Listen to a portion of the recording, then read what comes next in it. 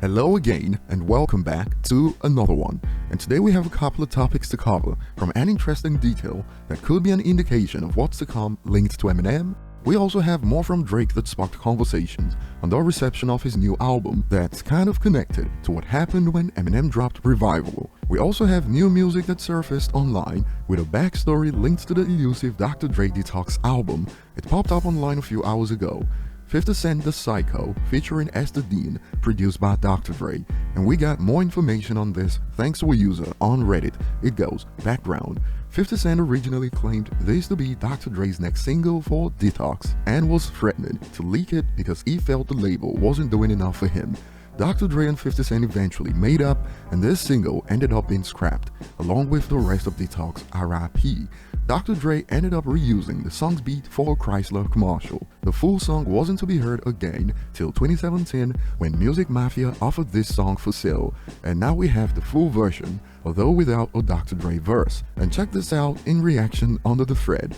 Someone was gonna sell this to me a few days ago. Thank God I didn't buy it. Now I can listen to it for free. I'm hoping the seller did sell it to the guy who leaked it. The seller who had the leak deserved it.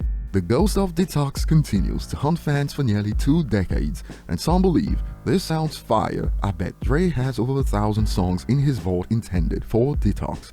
I agree with this. Someone like Dre probably recorded 200 to 250 songs each time he planned to drop only to scrap it, and over the years this would likely be over 1,000 songs.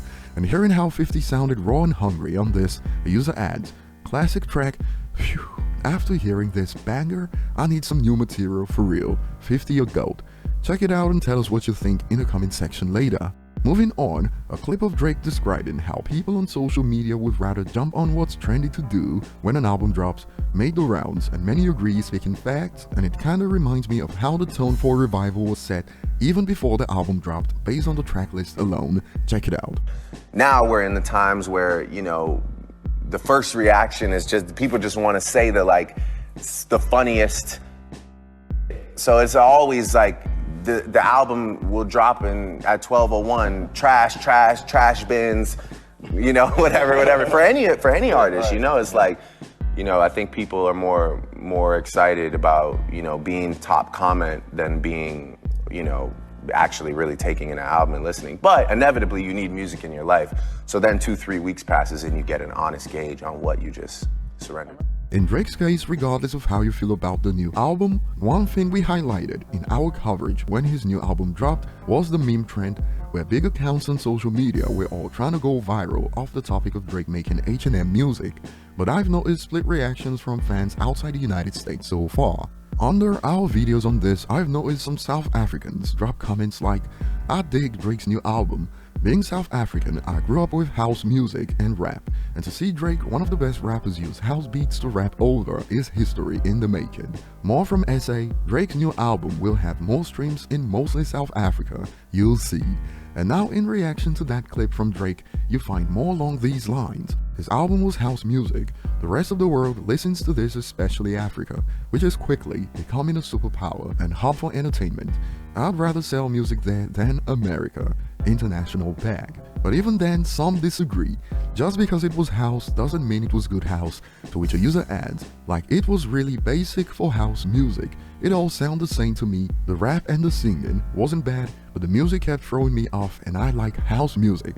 But there's a pattern here, as Drake has now done in quotes basic Afrobeats, dancehall, and now add house music to the mix. But back on topic, do you agree with Drake's take of people trying to go viral when an album drops after a narrative has been set?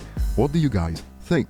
Moving on to the next point, fans spotted something interesting under the release of Eminem's The King and I that sparked conversations on platforms like Reddit. Via Spotify, as you can see, Marshall Bruce Mathers III holds both the standard and phonogram copyright to the song, which has sparked threads like, is The King and I an independent release? And this has now sparked reactions like, this is actually interesting, no lie, unless we're reaching, laughing my bum off.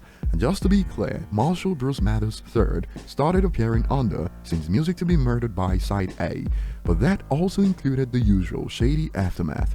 But with The King and I, Shady Aftermath is nowhere to be found under on Spotify, but some expanded.